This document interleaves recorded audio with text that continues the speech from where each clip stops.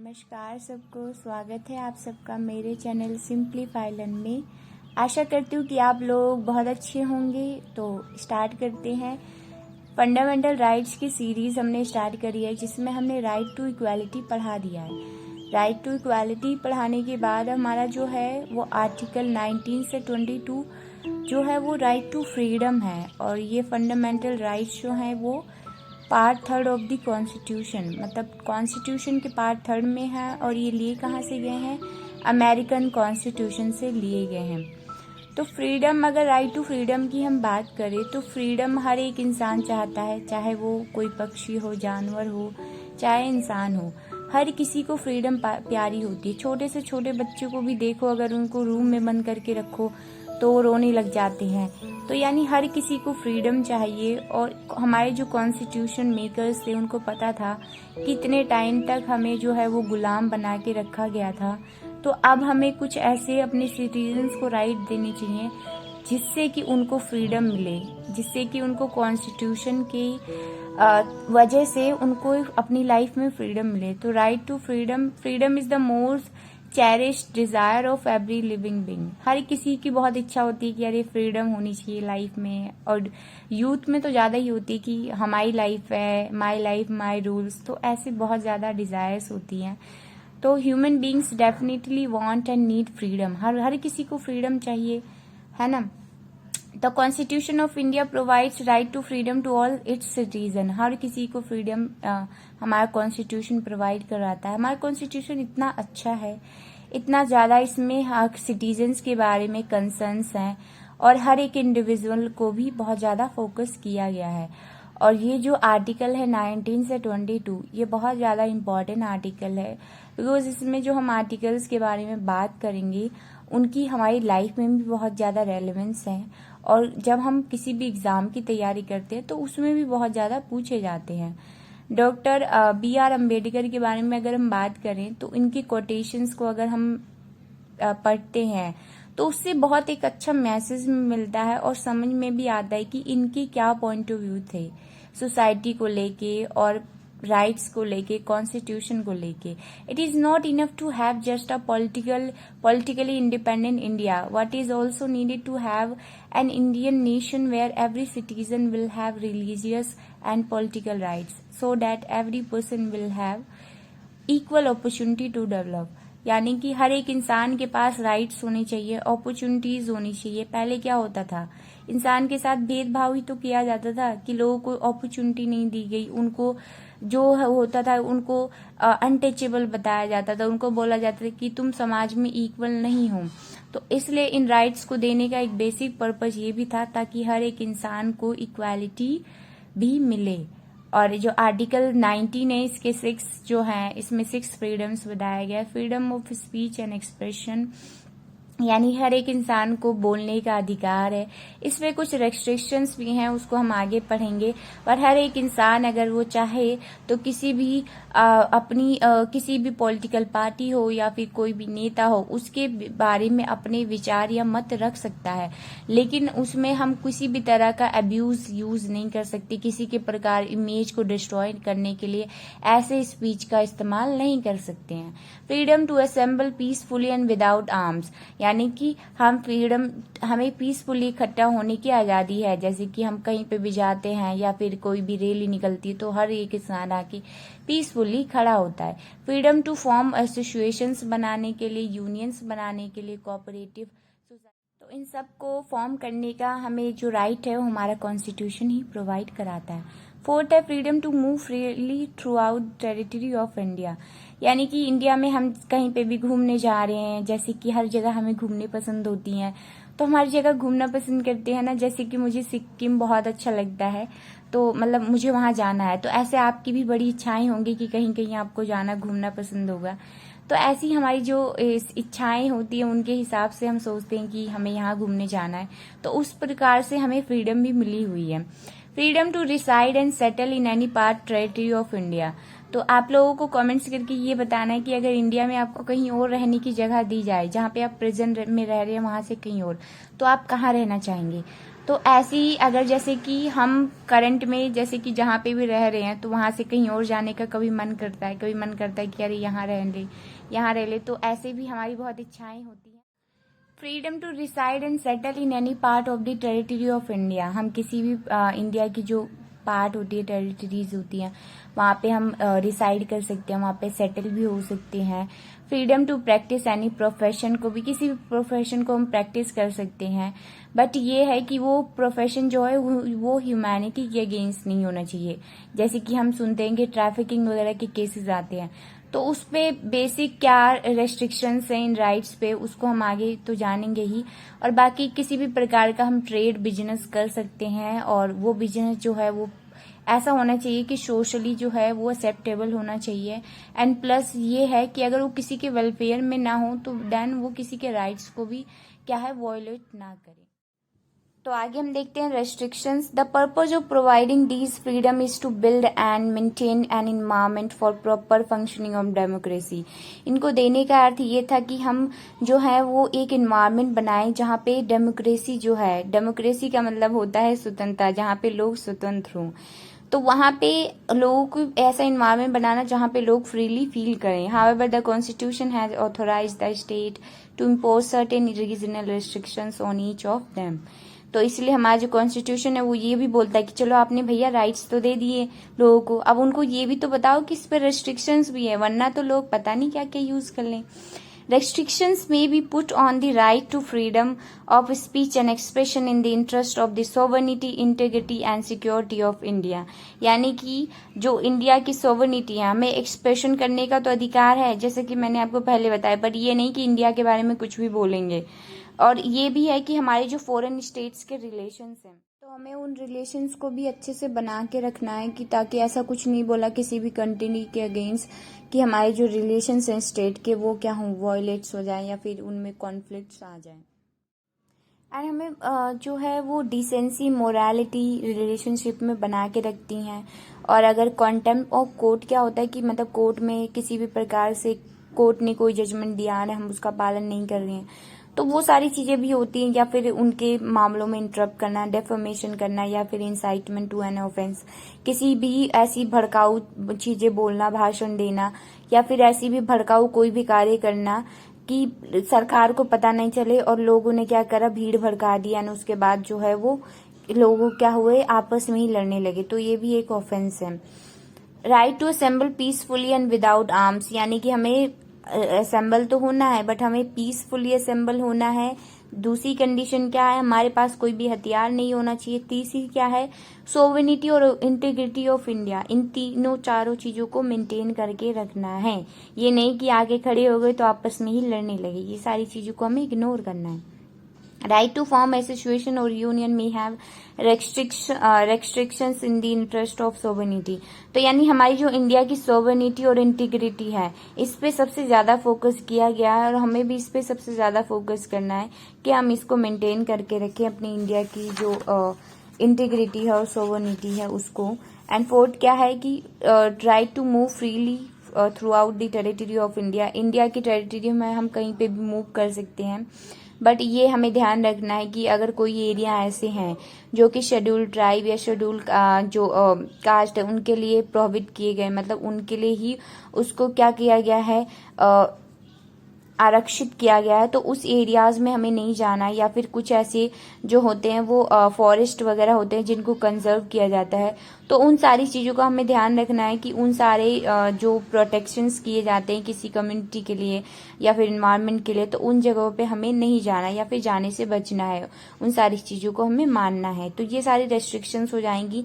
यानी freely move करने का अर्थ ये नहीं कि हम किसी भी एरिया में जा सकते हैं, कुछ रेस्ट्रिक्शंस है जिनका हमें पालन भी करना होता है। और ऐसे ही हम आगे अगर देखें तो आगे आएगा कि right to practise any profession और to carry any on any occupation, trade और बिजनेस में have restrictions in the interest of general public. यानी कि जो इंसान है उसको ध्यान में रखते हुए कि एक इंडिया में एक अगर हम देखें तो मिक्स कॉन्सेप्ट भी है सोशलिज्म का और कैपिटलिज्म का। तो इसमें हमें सोशलिज्म में इंसान जो गवर्नमेंट है वो सबसे पहले ये भी सोचती है क्या इसमें समाज का भला हो रहा है, कि मान लो किसी इंसान ने कोई ऐसी ऑर्गेनाइजेशन या फिर कोई ऐसा ऑक्यूपेशन ले लिया जैसे कि प्रोस्टिट्यूशन हो गया, ट्रैफिकिंग हो गई इलीगल, या फिर कि ड्रग्स वगैरह का कोई व्यापार हो गया। तो इन सारी चीजों पे सरकार बहुत ज्यादा विजिलेंट होती है ताकि कि लोग जो हैं उनके वेलफेयर में काम हो सके। ये नहीं कि कोई भी प्रोफेशन में लोग जाके काम कर रहे हैं। और अगर हम ये देखें कि 14 साल से कम उम्र के बच्चों के लिए भी फैक्ट्रियों में वर्क करना या किसी जगह पे वर्क करना उसको प्रोहिबिट किया जाता है, उसके बारे में हम आगे पढ़ेंगे। तो नेक्स्ट है हमारा article 20, protection in respect of convention for offences. मतलब मान लो किसी इंसान ने कोई भी ऑफेंस कमिट कर दिया, देन उसके बाद उसके लिए क्या क्या प्रोविजन दिए गए कॉन्स्टिट्यूशन में। तो आर्टिकल 20 हमें बताता है कि it provide protection in respect of convention for offences, जो कि कोई भी कन्वेंशन, किसी ने भी कोई भी ऑफेंस कमिट कर दिया देन उसके रिगार्डिंग उसको क्या क्या प्रोविजंस मिलते हैं। No one can be convicted for an act that was not an offence at the time of its commission. अगर मान लो किसी ने कमिट कर दिया, वो मान लो किसी ने कुछ ऐसा क्राइम कमिट किया जो कि आजकल के टाइम में उसको ऑफेंस नहीं माना जाएगा। पहले के टाइम पे मे बी वो एक कानून उसके लिए था, बट अभी करंट के लिए उसके कोई कानून नहीं है। तो वो जो कानून, वो जो ऑफेंस उसने कमिट किया उसके लिए उसको कोई सजा नहीं मिलेगी। No one can be given punishment greater than what was provided in the law prevent at the time of its commission. अगर मान लो कि मैंने या फिर किसी भी इंसान ने चोरी करी, अब चोरी के लिए जो सजा दी गई है, अब ऐसा नहीं कि उस चोरी के लिए जो सजा दी गई है अब उस इंसान को उससे बढ़ के सजा कोई दी जाएगी। जो सजा उसको दी गई है, मान लो मैंने 1 साल पहले चोरी कर ली, अब 1 साल पहले जो उसके लिए प्रोविजन कॉन्स्टिट्यूशन में थे उस इंसान को वही सजा मिलेगी। ये नहीं कि उसके लिए कुछ और नई सजा बन के आ जाएगी, या फिर करंट में जो भी चेंजेस हुए हैं वो उस इंसान के ऊपर अप्लाई नहीं होंगे। क्यों? क्योंकि उसने 1 साल पहले ही वो चोरी कर चुके हैं। ठीक है। और सेकेंड अगर हम देखें तो ये है no person shall be prosecuted and punish for the same offence more than once, की मतलब एक कानून के लिए मान लो एक बार सजा मिल चुकी चोरी करने के लिए, तो दोबारा से वो सजा नहीं मिलेगी। दोबारा से ये नहीं कि उसी क्राइम को 1 साल पहले कमिट किया था, मेरे नेबर्स उठ के आ जाए कि इन्होंने तो हमारे घर से जी एक क्राइम कमिट किया था, इन्होंने चीनी चुरा ली थी, तो उसके लिए दोबारा से कोई प्रोविजन, कोई भी पनिशमेंट मुझे नहीं मिली। No person accused of any offense shall be compelled to be a witness against himself। और कोई भी इंसान जो है वो खुद के अगेंस्ट ही विटनेस नहीं बन सकता, कि मतलब मान लो किसी को मजबूर किया जाए कि अरे तुमने एक क्राइम कमिट किया, तुम बोलो कि तुमने ही कमिट किया। जैसे पहले के जमाने में मूवीज में बताया जाता था, जबरदस्ती उनको कमिट कराया जाता था कि नहीं तुमने ही क्राइम किया है। तो ऐसा कोई फोर्सफुली कमिटमेंट नहीं कर सकता किसी के ऊपर कि नहीं तुम्हें कमिट करना है, फोर्स नहीं कर सकता है। तो ये हमारे कॉन्स्टिट्यूशंस में आर्टिकल 20 के में ये सारे प्रोविजंस दिए गए हैं। नेक्स्ट है हमारा आर्टिकल 21, उसको पढ़ते हैं। सो द आर्टिकल 21 जो है protection of life and personal liberty. Life का मतलब होता है जान, जीविका। तो हम बोलते हैं ना जान मेरी जान, तो ये इसलिए हर किसी को अपनी जान बहुत ज़्यादा प्यारी होती है और लिबर्टी भी बहुत ज़्यादा प्यारी होती है। तो इस आर्टिकल में मेनली और भी इसके सब पार्ट्स हैं, बट उसको हम नेक्स्ट वीडियो में एकदम अच्छे से कवर करेंगे। पहले हम यहाँ पे इस आर्टिकल के बेसिक्स को जान लेते हैं कि ये जो आर्टिकल है मेनली बात करता है लाइफ और पर्सनल लिबर्टी, और इसमें राइट टू प्राइवेसी भी आता है कि मान लो किसी की जो इंसान की प्राइवेसी है, उसकी निजता, उसका पूरा पूरा ध्यान रखा जाएगा। इसलिए हम देखते हैं अगर केसेस वगैरह आते हैं तो कई बार विक्टिम जो होता है उसकी प्राइवेसी को मेंटेन किया जाता है। तो ये जो आर्टिकल हमें प्रोवाइड कराता है राइट टू लाइफ इज, और इस राइट टू लाइफ को सुप्रीम कोर्ट ने क्या बोला है, heart of the fundamental rights बोला है। तो ये इंसान का भी तो ये हार्ट ही है, क्योंकि इंसान की जान कहाँ बसती है, उसके दिल में बसती है। तो इसी वजह से ये जो है ये आर्टिकल इसको बोला गया है कि फंडामेंटल राइट्स का हार्ट बोला गया। हमारा भी हार्ट है ये राइट्स, क्योंकि हमारी प्राइवेसी, डिग्निटी, इन सारी चीज़ों को क्या मीनिंग प्रोवाइड कराता है। The chief goal of article 21 is that when the right to life और liberty of a person is taken away by the state. अगर मान लो स्टेट ने लाइफ और लिबर्टी हमारी टेकन अवे, हमसे छीन ली, तो ये हमें क्या प्रोवाइड कराएगा, ये हमें क्या प्रोटेक्शन प्रोवाइड कराएगा। लेकिन ये जो राइट है इसके एक ये भी है, इसका मान लो इसके रेस्ट्रिक्शन या फिर इसका एक सब क्लोज ये भी है कि ये जो राइट है ये अगर हमें मान लो कि किसी को सजा मिली और मान लो उसको पनिशमेंट मिली, और उसको इसलिए पनिशमेंट मिली क्योंकि वो बहुत बड़ा टेररिस्ट है, या फिर उसने कोई बहुत ब्रुटैलिटी से किसी का मर्डर कर दिया, या फिर उसने कोई रेप कमिट किया है, या फिर उसने कुछ भी इतना हीनियस क्राइम किया है जो कि सोसाइटी में बहुत ज़्यादा जो है वो डिस्टर्बिंग है। तो उस कंडीशन में हम देखेंगे कि उस इंसान को जो है वो प्रिस्क्राइब प्रोसीजर ऑफ लॉ, उसको सजा मिलेगी और कानून के अकॉर्डिंग मिलेगी, यानी कि कानून सबसे ज़्यादा महत्वपूर्ण है, और कानून के समक्ष ही उसको क्या मिलेगी, सजा मिलेगी। उसको जो भी है जैसे कैपिटल पनिशमेंट वगैरह, तो वो सारे प्रोसीजर फॉलो करके। तो अब हम यहाँ देखें तो ये राइट जो है वो एब्सोल्यूट बिल्कुल नहीं है। ऐसा नहीं कि कोई इंसान कोई भी क्राइम कमिट करेगा और मजे से कहेगा अरे आर्टिकल 21 है तो मुझे क्या करना, तो ऐसा कुछ भी नहीं है। अपने आर्टिकल्स को पढ़ना, हमारे कॉन्स्टिट्यूशन को उसको जानना, एक्चुअल में क्या राइट्स मिले हुए हैं, इन सारी चीज़ों को जानना हमारा सबसे पहला क्या है, सबसे पहली हमारी ड्यूटी होनी चाहिए। तो इसलिए इसमें सारी चीज़ें बताई गई हैं, और इसमें एक्चुअल क्वेश्चंस भी आते रहते हैं कि क्या ये राइट आर्टिकल 21 एब्सोल्यूट राइट है। बिल्कुल नहीं है, ये एब्सोल्यूट राइट नहीं है। इंसान को फांसी भी हो सकती है, उसकी लाइफ भी छीनी जा सकती है, बट ये डिपेंड करता है कि कॉन्सिक्वेंसेस कैसे हैं। Protection against arrest and detention in certain cases. Article 20 बताता है कि प्रोटेक्शन कैसे मिलेगा अगर मान लो कि किसी को डिटेंशन में रखा या फिर अरेस्ट किया गया। तो सबसे पहले इसमें पॉइंट होता है कि जिसको भी अरेस्ट किया गया है उसको बताया जाएगा कि भैया आपको क्यों अरेस्ट किया गया है। सेकंड, उसको जो है एक कॉल एडवोकेट या फिर किसी भी को भी अपनी जान पहचान में एक एडवोकेट को कॉल करने की एक आज़ादी मिलती है। हमने टीवीओ में देखा है कि लीजिए आप एक कॉल कर सकते हैं, तो वो वाला थोड़ा याद कीजिए। Moreover the arrest person must be produce before the nearest magistrate within 24 hours के अंदर किसी भी छोटे न्यायालय के अंदर मजिस्ट्रेट्स के पास उसको लेके जाया जाएगा और बताया जाएगा कि उसका क्या उसने लॉ कमिट किया है। बट ये दोनों जो ऊपर वाले मैंने आपको बताए ये लागू नहीं होते हैं। जो तीसरा वाला जो कंडीशन अगर आ जाए कि मान लो किसी को प्रिवेंटिव डिटेंशन के एक्ट के अंदर अगर अरेस्ट किया गया, या फिर इसका मतलब ये होता है कि मान लो किसी इंसान पे हमें शक है कि ये टेररिस्ट है, या फिर ये देश के लिए खतरा है, या फिर ये हमारी सोसाइटी में कुछ ना कुछ बहुत ज़्यादा एक्सप्लोसिव या कुछ ऐसा करने वाला है, तो उस इंसान को ये राइट्स नहीं मिलेंगे। क्यों?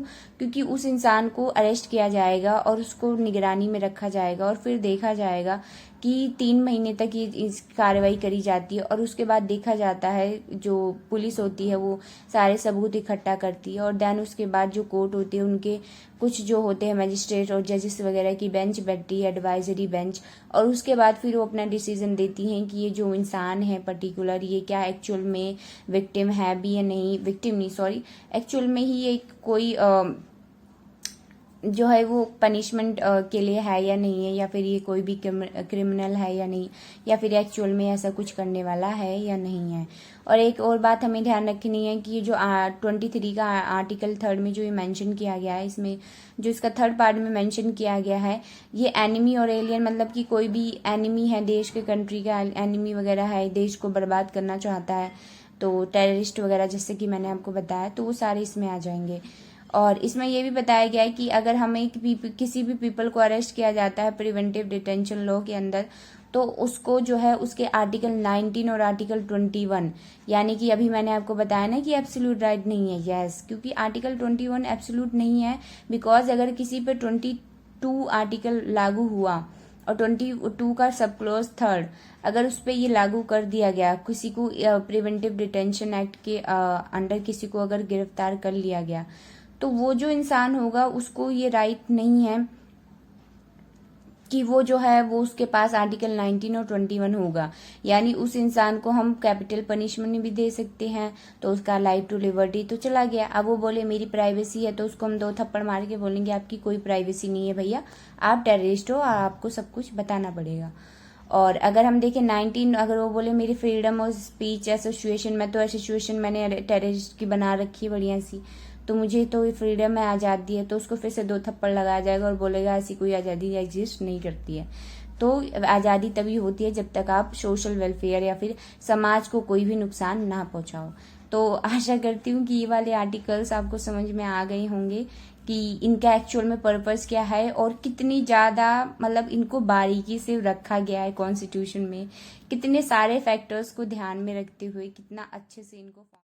तो आशा करती हूँ कि आज आपको राइट टू फ्रीडम, जिसमें 19 आर्टिकल और आर्टिकल 20, 21, 22 चारों आर्टिकल आपको समझ में आए होंगे।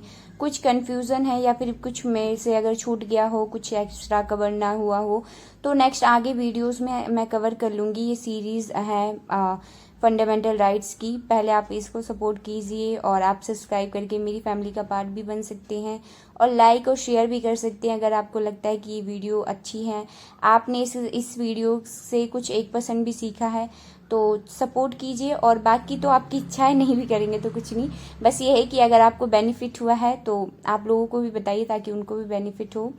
और बाकी तो स्टे ट्यून, आगे भी वीडियोस आती रहेंगी।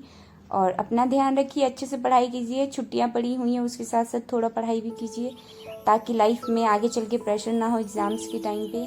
अच्छे से पढ़िए, अपना ध्यान रखिए और मिलते हैं नेक्स्ट वीडियो में। तब तक के लिए हरे कृष्णा। सब लोग अपना ध्यान रखिए।